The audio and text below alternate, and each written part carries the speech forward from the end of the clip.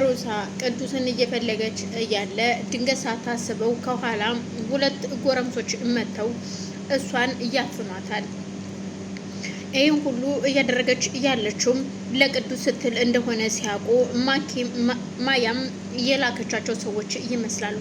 ማያን እንደሚፈልጋት ብዙ ሰዎች ስለሚያውቁ አዘውትሮ እንደሚፈልጋት ባወቀች ሰዓት ነበረ ለማጣራት ስትልም ነበር የነ ሮዛ ቤት ሄደችው።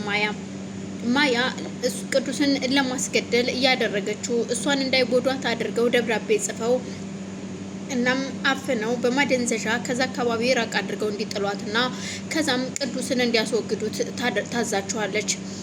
እነሱም በተባሉበት መሰረት ለማያ ደውላ ቅዱስ እዚህ ነው ያለው ስትላት ከጀርባዋ ድንገት ይይዟታል። ስልኩን እንኳን ሳዘገው ነበረ እሷን እያፈኗት። በዛን ሰዓት ራሷን ስለማታውቅ የጣሏት ሌላ ቦታ የማታውቀው አካባቢ ስለነበረ ስትነቃ ያለችበትን ስታይ እጅግ በጣም ትደነግጣለች። ዙሪያዋን ስትቃኘው የምታውቀው ሰፈር አይደለም። ግን ደግሞ ማን ነው እዚህ አምጥቶ ይጣለኝ በማለት ጫማዋን ለመፈለግ ጉንብስ ስትል ነበረ። የተጻፈውን በነጭ ወረቀት ደብዳቤ ስታይ አንስታ ስታነበው እጅግ ትደነግጣለች። ያለችበት ቦታ ሩቅ ነው። እናም ከዚህ በኋላ ቅዱስን እንዳትፈልጊው የሚል ነበረ። እሷም ወደ ማያ ጋር ስደውል የማያ ስልክ ዝግ ነበር። ቆይ ማያ ደግሞ ለምንድነው ስልክሽን የዘጋሽው በማለት በማያ ተናዳ ስልኩን ትዘጋና ለወንድሟ ትደውላለች። ለወንድሟ ስደውልለት እናታል ከሰላም ጋር በድንገት ቤት ውስጥ ፈታ እያሉ ነበር።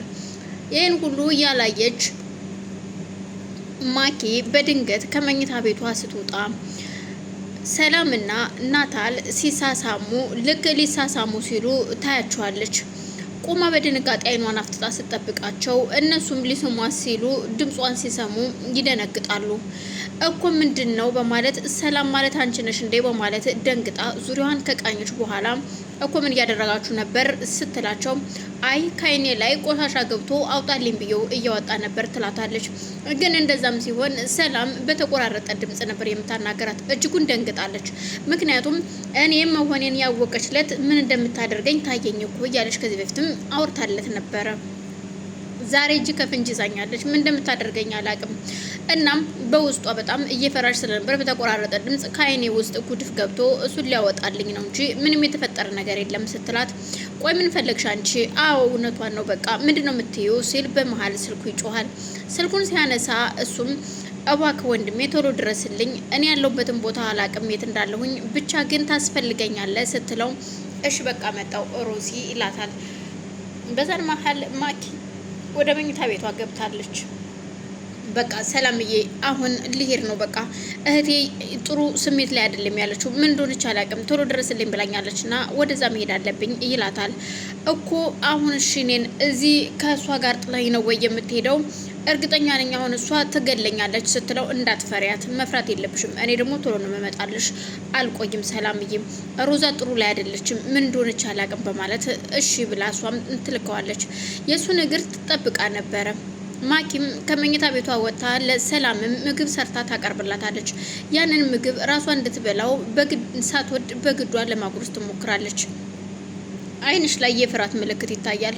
ምንድነው ለምንድነው የፈራሽው ስትላት አረን ያልፈራውሽም ለምን ፈራሻለው የሚል መልስ ትመልስላታለች።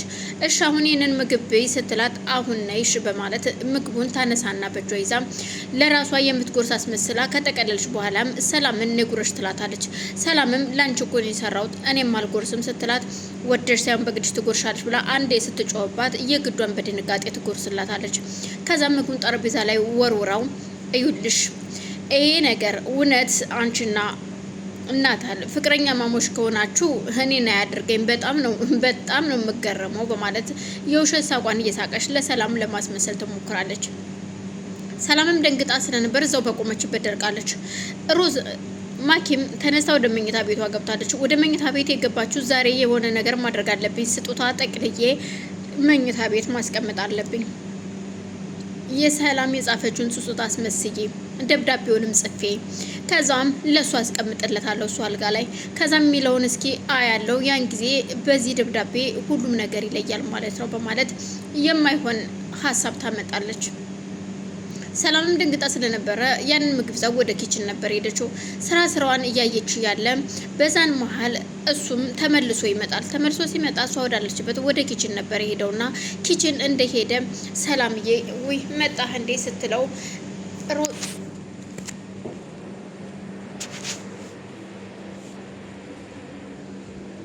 ማኪ እየተከታተለችው ነበረ። ማኪ እየተከታተለችው እያለ በሩን ከፍቶ ሲገባ እሷም ሾከክ ብላ መታ በር ስር ተለቅፋ ማዳመጥ ትጀምራለች። እናም እሱም አቅፎ ሲሰማት ሰላም እየመጣውልሽ እኮ በማለት ሲወሬውን ሲያወራ ስትሰማ በሩን ከፍታው ትገባለች። እነሱም ደንግጠው በተን ብለው ነበር የቆሙት። እሷም ስራውን እየሰራች ስለነበረ መታ የሰላም ጎን ትቆማለች።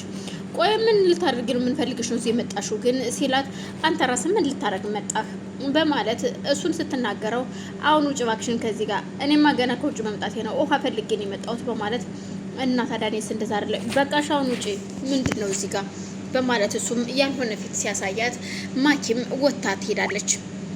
በልሽ አሁን እናቴ እኔ ስራ ላይ ነኝ በሉጣልኝ በማለት ሰላምም በል ዛሬ እናቴ የዛሬው ለየት ያለ ነው ዛሬ እግዚአብሔር በኪነ ጥበቡ አትርፎናል ለማንኛውም አሁን ውጣ በማለት ሰላምም እንዲወጣ ታደርገዋለች። እሷ እየጠበቀችው ስለነበረ እሺ በማለት ተነስቶ ይወጣል። ናታልም ከወጣ በኋላ ሲያየው ዙሪያ አካባቢውን እሷ መኝታ ቤቷ ገብታለች። ተመልሶ መጥቶ ነበር። ሰላምዬ ምንም እንዳደነግጭ ከዚህ በኋላ በቃ እኔ አንቺ ያልሽኝን ሁሉ አደርጋለሁኝ እኔ ሽማግሌ ልካለሁ ሽማግሌ ወደ አንቺ ቤተሰቦች ጋር የሚሄዱትን ሽማግሌዎች አዘጋጃለሁ የሚላትን ይላታል። እሷም ደስ ብሏት እንዴት ዛሬ እንደዚህ ሀሳብ በቃ ወስኛለሁ ከዚህ በላይ ምንም ነገር ማድረግ አልችልም በማለት በድንገት ስልኳ አሁንም በድጋሚ ይደወላል። የደወለችለት እህቱ ነበረች። እንደምትፈልገው ሲነግራት አሁንም በቃ መጣው ተመልሼ ብሏት ጥሏት ይወጣል። ሮዛ አሁን ላይ ቅዱስን እየፈለገች ነው። እንደተለመደው ማኪን እንደምታስፈራራበት ያን ሽማግሌ ልብሷን ለብሳ ቅዱስን የሚፈልጉትን ሰዎች እየፈለገች ነበረ። እናም የተወሰኑትን ሰዎች እያፈላለገች እያለ እነዚህን ሰዎች እንደሚያውቋቸውና 2-3ቱን ሰዎች እንዳገኘቻቸው ለወንድሟ ትነግረዋለች። አንደኛው ግን እየተከታተለው ነበር። ናታልም ለመፈለግ ወጥቶ በነበረበት ሰዓት ናታል እንደሆነ ሲያውቁ አንደኛው ገፍትሮት ስልኩ እንዲወድቅ ያደርገዋል። ከዛም ያ ሰውም አንዱ የቅዱስ ገዳይ ነበረ። ስለዚህ አሁን 3ቱን አግኝቻቸዋለሁ የሚቀረኝ አንድ ነው በማለት ትነግረዋለች። መጣው በቃ ብሏት እየሄደ ነበረ። እሷም ያን የተለመደ ልብሷን ለብሳ ነበር እየሄደች ያለችው። ሮዛ እባክሽን በእንደዚህ አይነት መልኩ እባክሽ ይቅርብሽ ራስሽን ትኩጃለሽ ቢላትም ወንድሟ እውነቴን ነው ወንድሜ በዚህ መልኩ እንኳን አያውቁኝም ግን አንድ ነገር ልንገርህ የኔ ወንድም ቅዱስን ቤትም መብጌት መፈለግ አለብኝ እውነቴን ነው ገድለው እንኳን ቢጥሉት እኮ አንድ የሚፈልገው ዘመድ የለውም።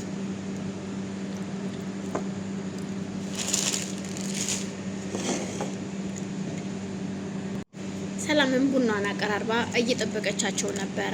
እስከሚመጡ ድረስ ሁለቱ እየጠበቀች እያለ አዎ ቡና አቀራርቤ ፏርጌ ልጠብቃቸው ናታልና ሮዛ ሲመጡ ቡናቸውን ይጠጣሉ በማለት ቡናዋን አቀራርባ ፏ አድርጋ እየጠበቀች ነው።